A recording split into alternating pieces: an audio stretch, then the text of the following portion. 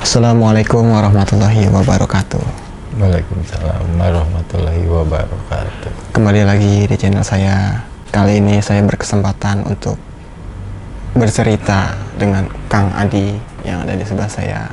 Beliau adalah teman saya di pendakian ini tuh, khususnya gunung-gunung di Indonesia nih. Beliau sudah hampir semua untuk mencapai ke puncaknya. Tetapi ada beberapa gunung yang memang mempunyai cerita sendiri terhadap beliau dan punya kesan tersendiri yang mungkin bisa kita ambil pelajarannya. Untuk kali ini Kang Adi ingin menceritakan pendakian dia di Gunung Gede. Mungkin bisa jadi apa ya, Kang? Pelajaran bagi kita semua ya. Sedikit cerita, sedikit berbagi.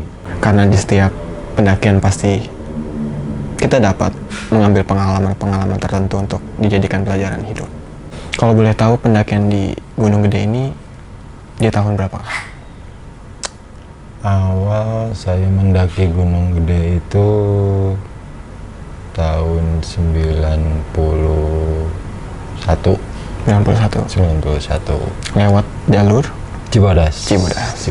Karena memang saya lebih banyak via Cibodas sih setelah pendakian yang pertama, kedua, ketiga, ya banyak via Cibodas sih.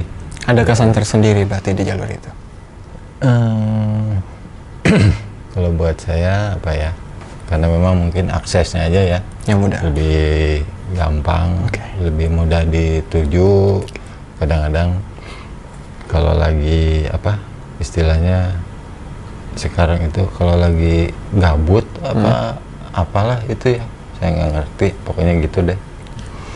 Ya udah, Cibodas lagi gitu aja. Mungkin di kisah ini ada pelajaran hidup tersendiri untuk Akang?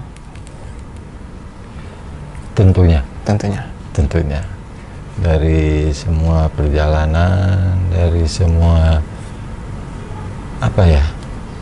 perjalanan sih, khususnya buat saya itu mempunyai kesan dan pesan tersendiri buat saya. Dan dalam perjalanan kali ini ada keterikatannya dengan sejarah Gunung Gede sendiri? Awalnya sih saya nggak tahu. Karena memang yang namanya kita naik gitu kan, ya sebelumnya juga udah pernah naik gitu kan, tapi nggak ke gede gitu ya. Tapi setelah semakin kesini saya pikir, dan saya dapat pengetahuan ternyata gunung di Indonesia tidak hanya Gunung Gede aja, itu mempunyai kisah gitu. Ya mungkin semua kalangan teman-teman pendaki, komunitas pecinta alam juga pasti tahu lah.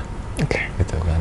Boleh sok diceritakan dari awal kisah pendakian Gunung Gede ini? Nah, untuk awal itu saya, ya namanya awal ya, kita masih awam gitu kan,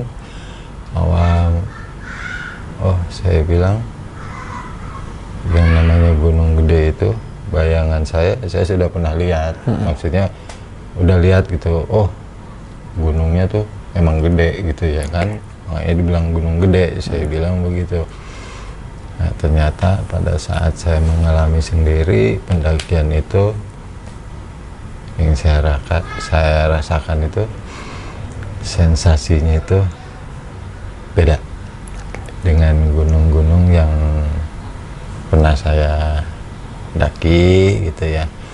Dan memang kebetulan gunung pertama di Jawa Barat itu ya Gunung Gede gitu. Nah, dari situ saya mulai, ya sudahlah, yang namanya kita mendaki ya seperti biasa lah, naik. Saya selalu melihat perjalanannya itu seperti apa, medannya seperti apa gitu. Terus posnya ada berapa gitu kan. Nah, sekali dua kali lama-lama kan hafal, sampai kadang-kadang lupa lagi. Ya. Ada berapa pos gitu ya kan. Nah, awal-awalnya sih ya udah biasa lah, karena mungkin kondisinya kan nggak kayak sekarang ya. Betul. Beda banget gitu.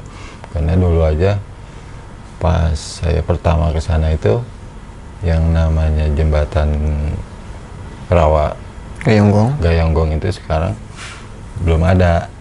Jadi saya sama teman-teman itu lewat bawah, dan kebetulan kan memang nggak basah lah gitu kan. Kalau memang pas waktu hujannya mungkin agak basah dikit lah gitu kan.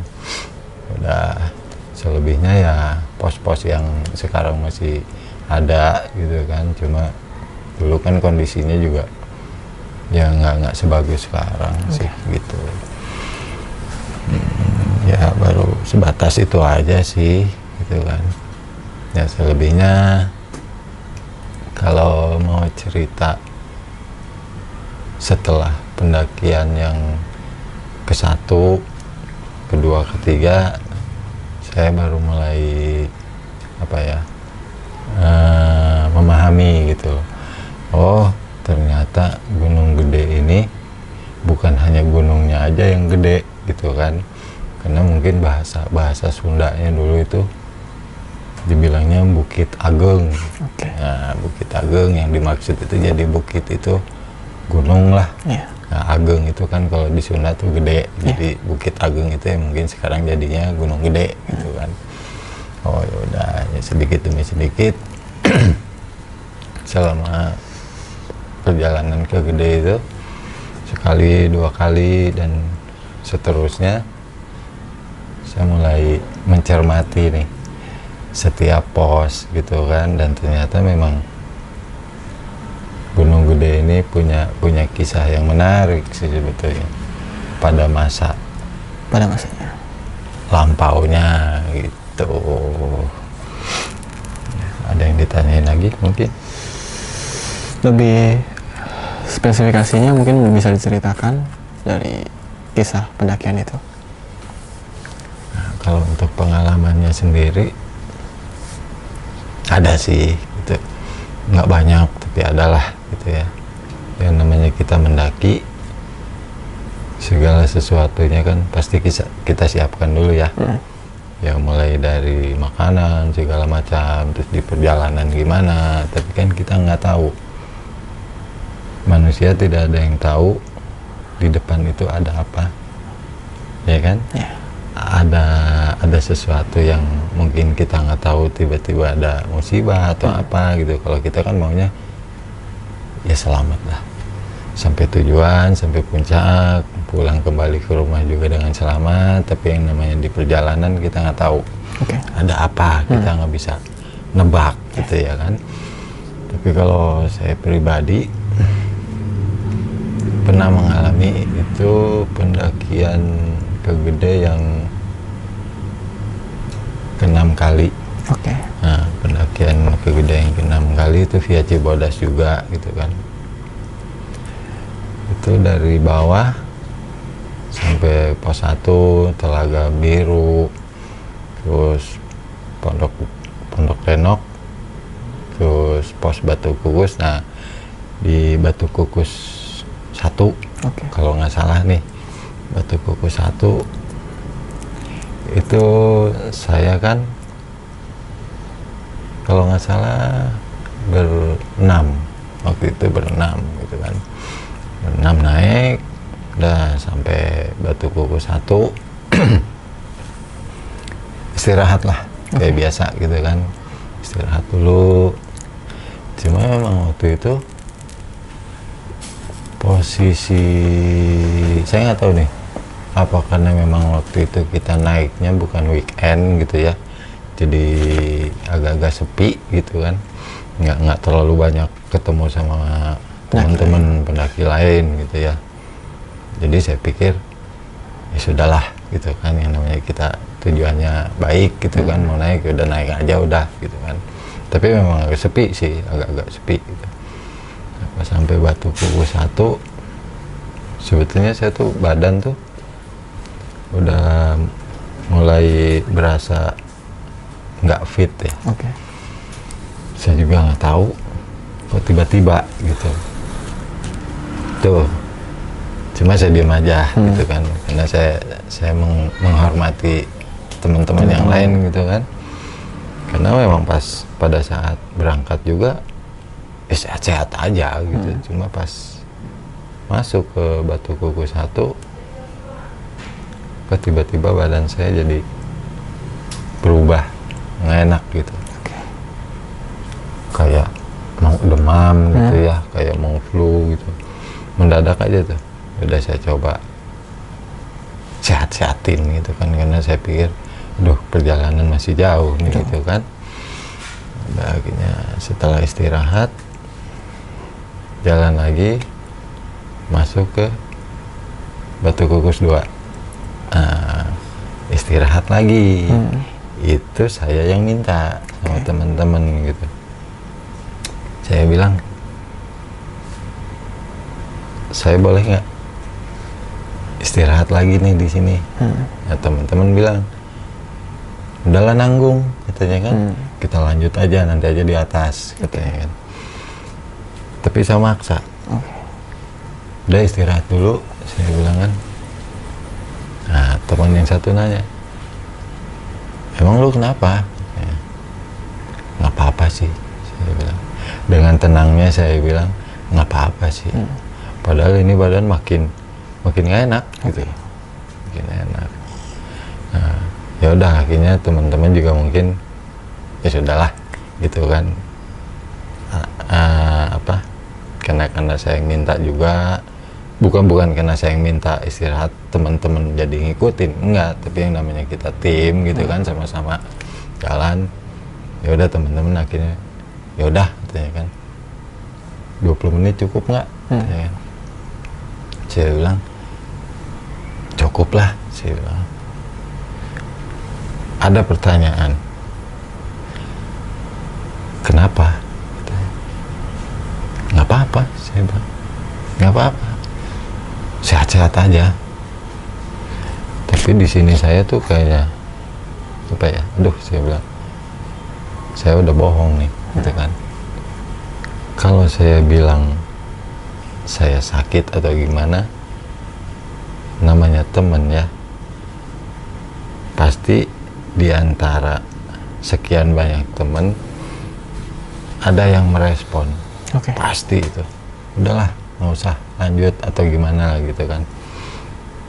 Nah, saya pikir daripada nanti kita jadi timbulnya emosi segala macem gitu kan, ya udah saya putusin aja. Ya udah kita jalan aja, nggak apa-apa kok, saya bilang kan, baik-baik aja. Tapi ini ada salah satu teman saya mungkin bisa ngebaca nih, nggak biasa-biasanya saya begitu. Gitu. Tepuk lah saya kan, lu kenapa? Sakit? Enggak, jangan bohong, mata lu beda. Wah enggak, saya bilang, saya pura-pura gini kan. Enggak, biasa aja, saya bilang. Enggak, lu sakit nih, gitu. Enggak apa-apa, ayo jalan, buat ngilangin ininya aja, saya bilang. Ya udah jalan, udah saya ambil lagi tas, pasang, kita jalan biasa, jalan, naik, mau masuk kandang batu, bukan air panas. Ya, air panas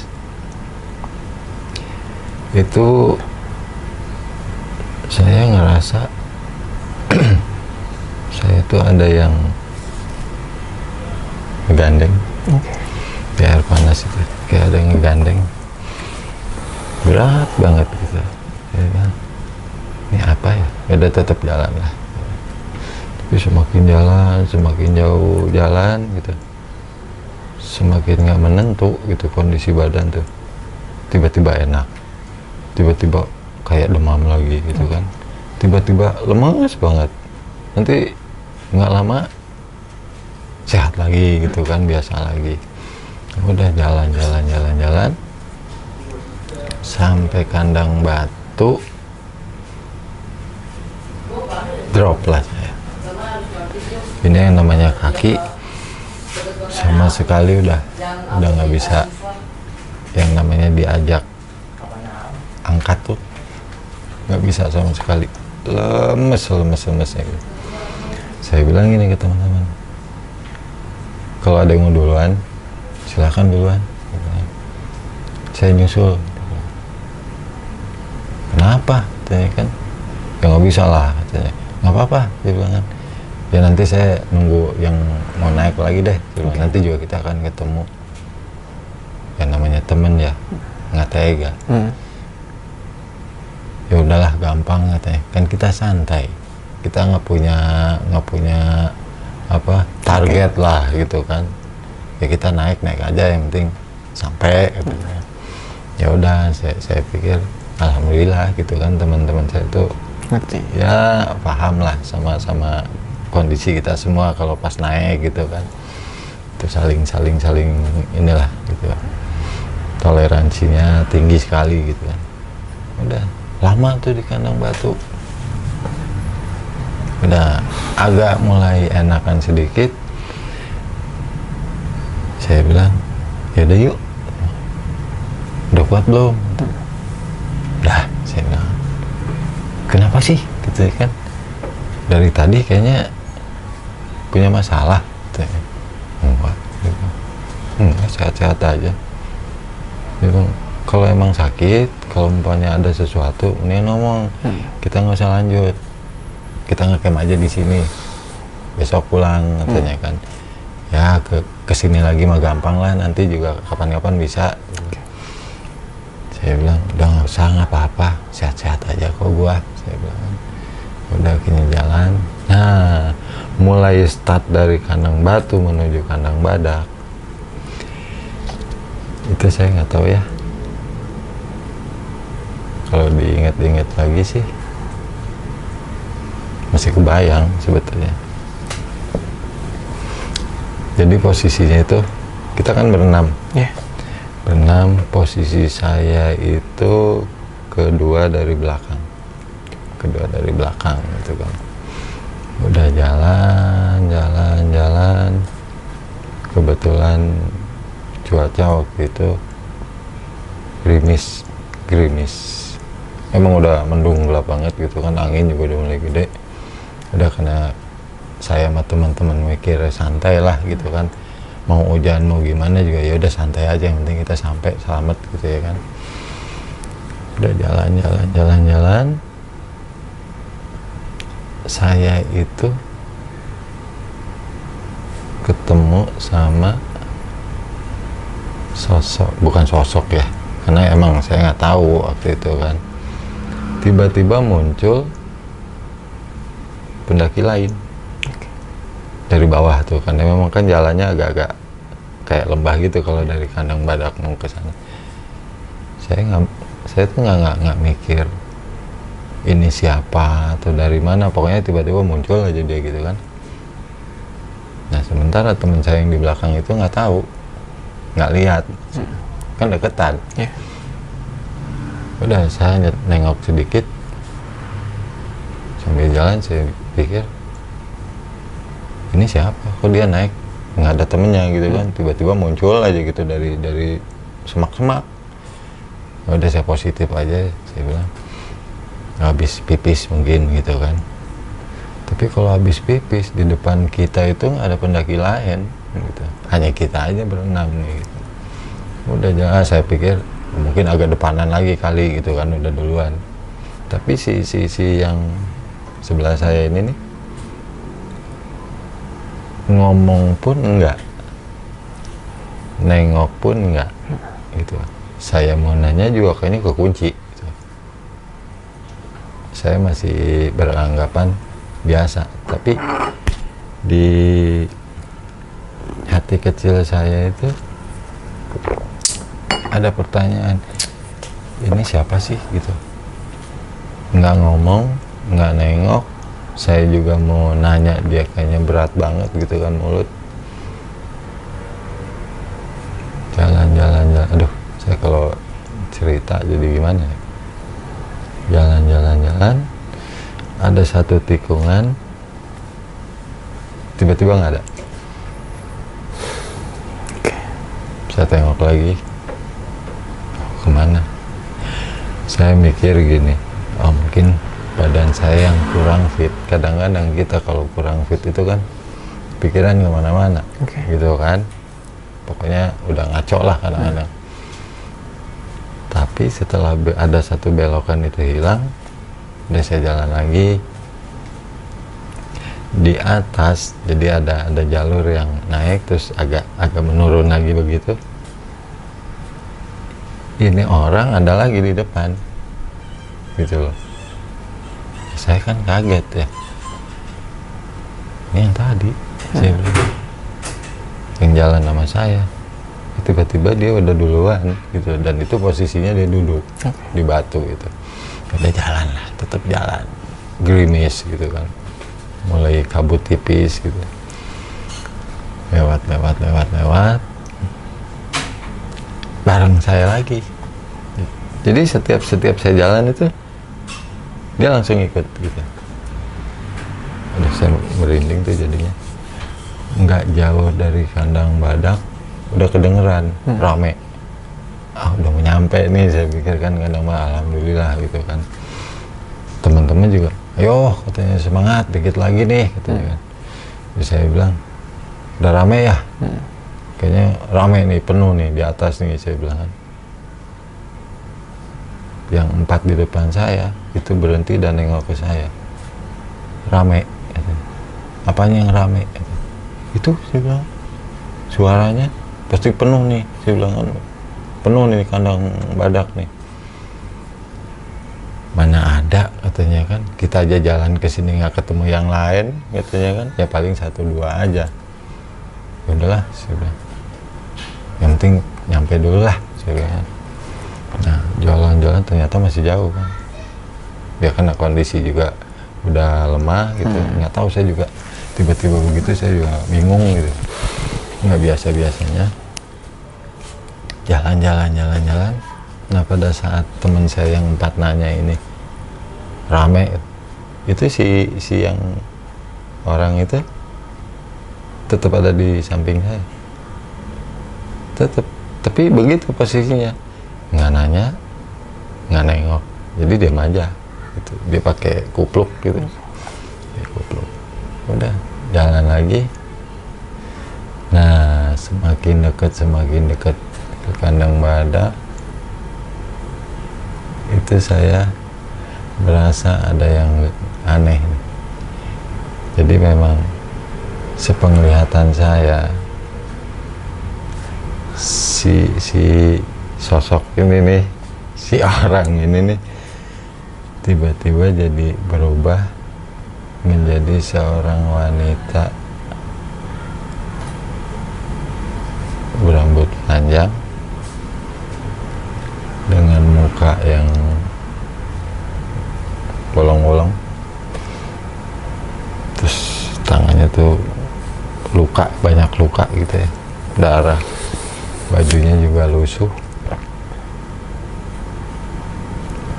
Saya tengok, dia tetap nggak mau nengok saya.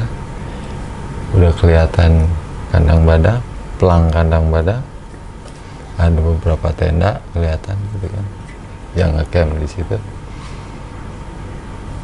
Tiba-tiba menghilang, dan itu baunya bau busuk.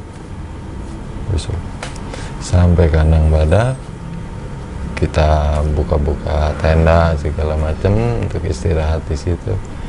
Saat itu juga saya jadi-jadinya menggigil badan saya, panas. Aduh, saya bilang, ini bagaimana ini? Besok saya bilang kan. Ya udah, akhirnya saya di tenda aja tuh, teman-teman udah sibuk sendiri lah. Saya bilang, saya kodein gitu, gue mau gini dulu ya. Ya udah katanya, santai aja katanya kan. Ntar kita bangunin kompanya udah mau makan katanya. Ya udah, tidur ya di tenda tuh menggigil. Nah pada saat saya mau istirahat gitu, saya pikir paling juga muncak besok pagi lah, nggak mungkin sore itu gitu kan. Malam menuju malam dibangunin lah saya, makan. Dia bilang, udah makan aja, saya ngantuk. Saya bilang, karena pakai sleeping bag jaket, jadi temen juga kan nggak megang badan gitu kan, sementara saya itu menggigil panas gitu kan. Dia bilang, gimana, udah makan aja. Saya bilang, gampang, nanti saya kalau mau makan saya bikin lah sendiri. Saya bilang, udah. Akhirnya teman ninggalin saya lihat jam kan, aduh udah jam 9 malam. Ada beberapa tenda yang masih ngobrol gitu. Semakin malam, saya melek lagi, saya lihat jam lagi, jam 1 kurang 10 menit malam. Haus saya kan, udah, saya coba untuk bangun, dan itu berat sebetulnya, kepala itu berat, sakit juga kepala. Saya bangun, saya coba mengambil minum. Pada saat saya buka carrier, karena saya ingat saya bawa minuman itu di carrier gitu kan, saya buka carrier saya, yang saya lihat pertama itu apa? Bukan barang yang saya bawa pada saat saya buka carrier itu ya. Yang saya lihat itu kepala yang si perempuan itu tadi. Itu saya diam sediam-diamnya, tapi langsung hilang. Saya bilang, ini apa gitu loh, dalam hati saya, ini apa sih gitu kan. Saya kesini itu sudah berapa kali itu, tapi kok sekarang ini kayak begini, ini apa sih gitu. Udahlah, saya lupain, saya istirahat. Besok paginya agak mendingan nih badan gitu kan. Akhirnya kita muncak, turun ke Surya Kencana gitu kan. Dia bilang, ini mau gimana nih, kita mau balik lagi Kandang Badak atau gimana? Sebagian bilang, udah kita nge-camp aja di Surya Kencana. Nggak usah lah, saya bilang kan, kita balik lagi aja, nge-camp lagi di Kandang Badak. Jadi besok langsung balik, saya bilang kan. Karena saya juga ngomong begitu karena kondisi badan kan, takutnya kayak sebelumnya gitu kan. Tapi ternyata nggak. Cuman pada saat malam kedua itu di jam yang sama, jam 1-an ya, itu saya merasa tenda saya itu kayak yang ngambang, kayak terbang gitu kan. Bangun, saya buka pintu tenda nih, ini kenapa sih gitu ya kan, apa karena saya yang halu atau gimana gitu ya. Saya buka nih tenda, saya lihat keluar ya, di posisi yang sama di situ, nggak kemana-mana gitu ya kan. Tapi kok perasaan saya tuh ya itu kayak tenda tuh kayak yang ngambang, terus kayak yang terbang gitu. Entah terbangnya itu jauh apa enggak, pokoknya perasaan ngambang aja gitu kan, terbang gitu. Udah saya tutup lagi.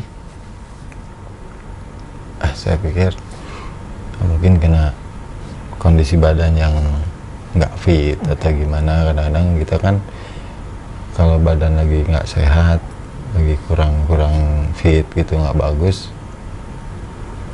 suka kayak ngawang ya, halu ya. Gitu kan, kayak gitu. Udah saya coba ambil wudhu aja, saya sholat malam. Ya itu mungkin ternyata keistimewaan yang namanya sholat ya. Dari yang sebelumnya saya itu dikasih sesuatu yang nggak enak, setelah malam itu saya ambil wudhu, saya sholat, tiba-tiba saya mendapat satu kebaikan, kayak yang diingetin bahwa oh iya, mungkin ada yang salah dengan saya, mungkin ada yang lupa untuk saya gitu kan. Jadi semacam yang diingatkan lah gitu kan. Setelah sholat itu saya dapat sesuatu yang buat saya itu baiklah, secara pengetahuan, secara perilaku mungkin ya. Yang namanya kita datang ke satu tempat, nggak bisa lah yang namanya kita itu sembarangan sesuka-sukanya kita gitu kan.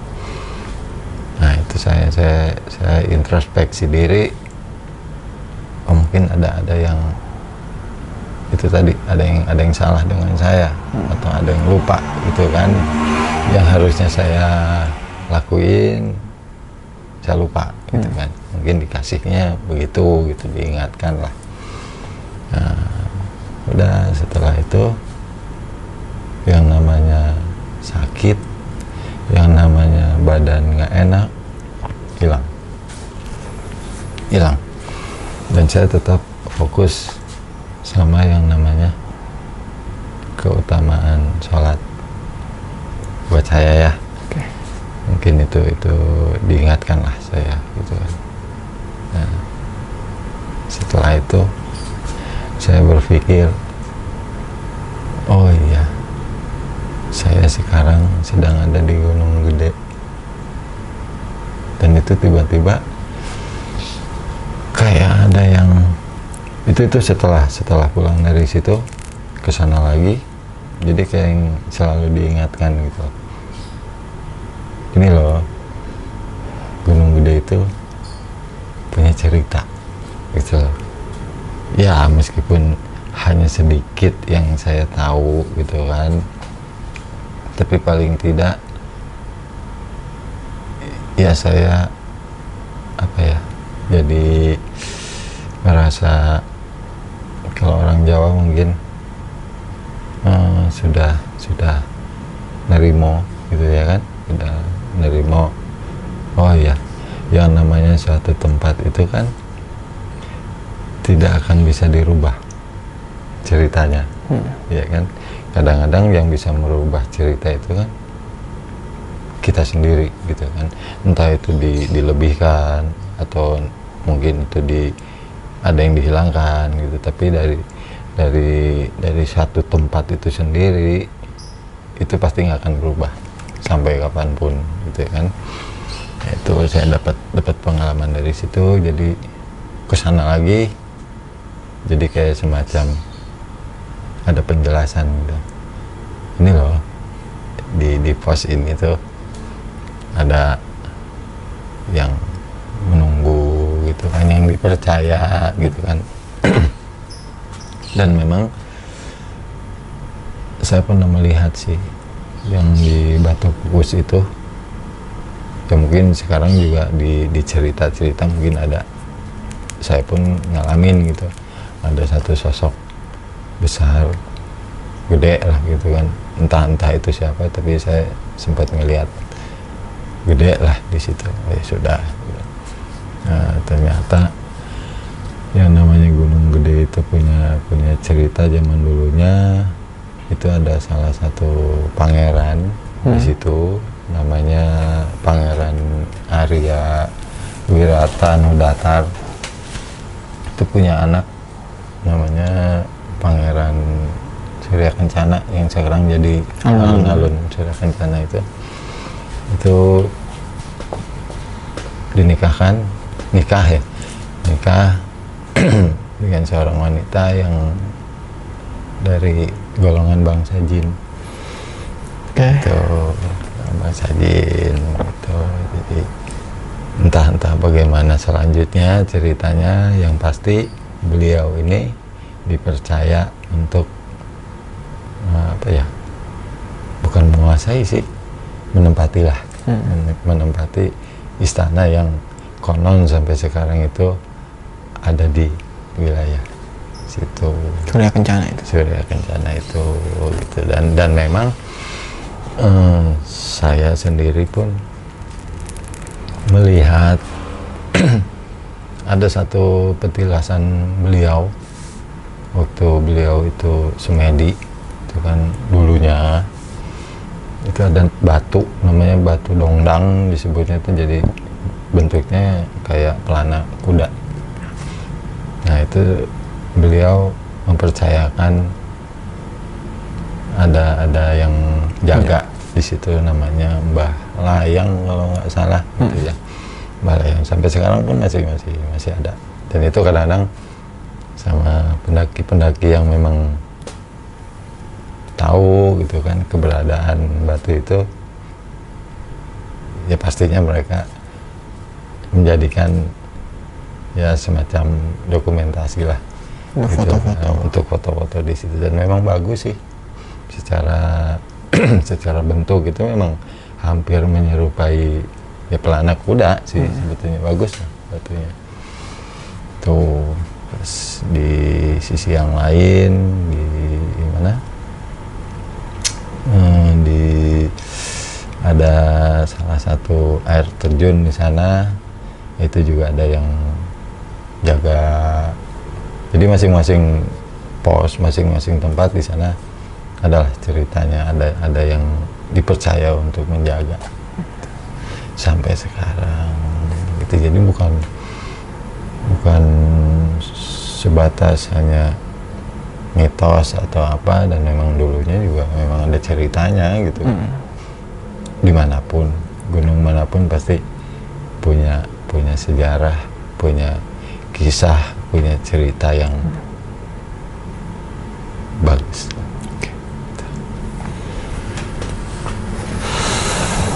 Cukup mengesankan sih. Ada banyak pelajaran yang bisa kita ambil dari sini. Ya. Dimanapun kalian berada, jaga attitude, Betul. jaga etika. Betul. Karena kita nggak pernah tahu kejadian sebelumnya di tempat itu. Dan itulah kenapa kita harus tahu sejarah tempat. Dimanapun kalian berada, bukan cuma di gunung ya kan? Ya. Jadi sebetulnya apa ya? Kalau buat saya pribadi sih, proses pendakian, proses perjalanan selama kita mendaki itu ya mungkin untuk semuanya mungkinnya yang di kalangan kegiatan alam, khususnya pecinta alam gitu kan, proses pendakian, proses perjalanan untuk mendaki gunung itu sama aja kayak proses perjalanan hidup kita gitu. Suka dukanya kita alami, segala sesuatunya yang kita hadapi itu ya samalah sama kehidupan kita di keseharian lah gitu.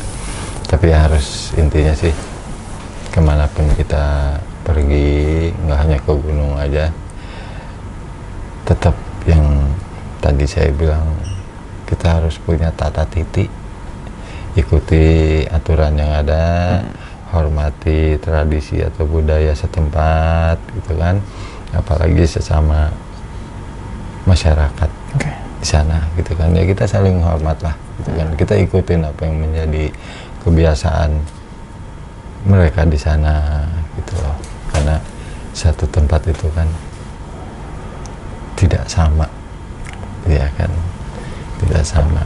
Rambut boleh sama hitam, tapi baju kan beda-beda ya. Ya itu istilahnya lah. Berarti kalau boleh tahu, Pangeran Surya Kencana ini sampai sekarang pun masih ada? Ya, yang saya tahu masih, karena dari sebagian teman-teman yang mendaki ke sana, saya sendiri pun pernah bukan mengalami yang melihat ya, enggak, tapi mendengar kayak pasukan berkuda yang mengelilingi, lagi keliling lah gitu ya. Mungkin saya pikir, oh tadi awalnya mah takut gitu ya kan, ada bunyi kuda, saya bilang kan namanya di gunung ada kuda, saya bilang. Tapi saya ingat lagi, oh iya, gitu. Sesuai dengan cerita, sesuai dengan apa, bukan ya mitos lah mungkin ya, mitos yang ada. Oh mungkin ini pangeran lagi mantau kali, lagi mantau istananya. Itu mantau istananya sekaligus memantau kita yang kesana itu. Ya semoga baik-baik aja sih, gitu kan. Ya baik-baiknya di sini ya tentunya kita mengharapkan yang namanya kita naik gunung mendaki, ya jangan melakukan sesuatu yang nggak bagus lah, yang nggak baik lah. Contohnya ya semua juga udah paham lah, sampah gitu kan. Terus mengambil sesuatu yang memang itu dilindungi di situ gitu kan, karena memang buat saya alam adalah kita. Manusia tanpa alam tidak bisa hidup. Alam tanpa manusia tentu bisa hidup. akan ada, karena alam punya banyak cerita. Tanpa adanya alam kita akan bisa cerita apa-apa. Kalau boleh tahu juga berarti Pangeran Surya Kencana ini lebih tepatnya meninggal kah atau apakah? Kalau ditelisik ke tempo dulu, ke masa itu, apalagi beliau ini kan punya power ya, punya kekuatan yang sangat-sangat dahsyat lah, untuk bisa mengatur rakyatnya gitu kan. Entah faktor apa, yang saya tahu sih jarang kalau ada yang meninggal gitu, jadi lebih banyaknya moksa ya, menghilang. Tapi sebetulnya masih ada Arwahnya. Ya masih ada lah gitu. Makanya kita yang zaman sekarang nih ya tetap menghormati gitu kan, karena kita kan nggak hidup sendiri gitu, ada kehidupan yang lain gitu kan gitu. Dan yang di mana tadi ini Batu Kukus ya, itu termasuk dari anak buah dari Pangeran Surya Kencana atau apa di tempat Bisa tempat? jadi ya, bisa jadi. Berarti Batu Kukus, terus tadi Pelana Kuda itu Ya sama di sebetulnya ada banyak yang di Ciberem gitu, air terjun itu juga itu ada. berarti termasuk masih bawahan dari pangeran Ya gitu, entah itu bawahan, entah memang utusan atau apa. Tapi konon katanya kalau yang di mana Ciberem itu ada satu batu gede gitu kan, itu bentuknya kan kayak manusia, orang lah lagi tapak. Nah pada saat nanti dunia ini kiamat, batu itu akan menjadi manusia kembali. Tuh ceritanya begitu. Tapi saya kurang mendalami sih untuk hal itu. Saya lebih mendapatkan sesuatu yang ya bukan bisikan juga sih, jadi kayak informasi gitu ya. Jadi kalau mau kemana aja sekarang ini udah jangan, ya contohnya lagi badai atau mungkin ya lagi ada sesuatu lah. Tapi kalau memang lagi bagus, diizinkan. monggo. Dan istri dari Pangeran Surya Kencana ini tadi Bang Sajin ya? Iya. Dia ini ditempatkan di Gunung Gede ini di mana? Untuk Di istri Kawah Ratu. Di Kawah Ratu Ya, ya. itu Kawah Ratu. Di Kawah Ratu. Dan pangerannya sendiri Petilasannya ada di Surya situ. Kencana, dijaga oleh Mbah Layang. Layang, dan istrinya dari bangsa jin ini di Om Ratu. Dan Pangeran Surya Kencana ini mempunyai anak. punya anak. Ada berapa kalau boleh tahu? Anaknya itu 2 ya. Nama-namanya Akang tahu? Saya kurang hafal, tapi ada salah satu namanya Nyai Endang siapa gitu. Itu yang dipercayakan untuk menunggu wilayah Gunung Ciremai. Nah, untuk ke bawah-bawahnya saya kurang paham, tapi sedikit yang saya tahu itu sih. Berarti Gunung Gede ini dengan Ciremai masih ada sangkut paut ya? Ya kalau kayak kita mungkin masih saudaraan lah gitu ya kan. Beda tempat, beda rumah, tapi saling mengisi rumah gitu kan. Gitu ya, intinya mah untuk kebaikan sih.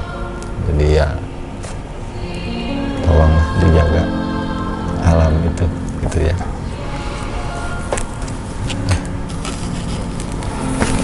Oke kawan-kawan, mungkin cerita dari Kang Adi cukup sampai sini, tapi sebenarnya banyak yang kita bisa ulik, kita bisa pelajari gitu ya kan.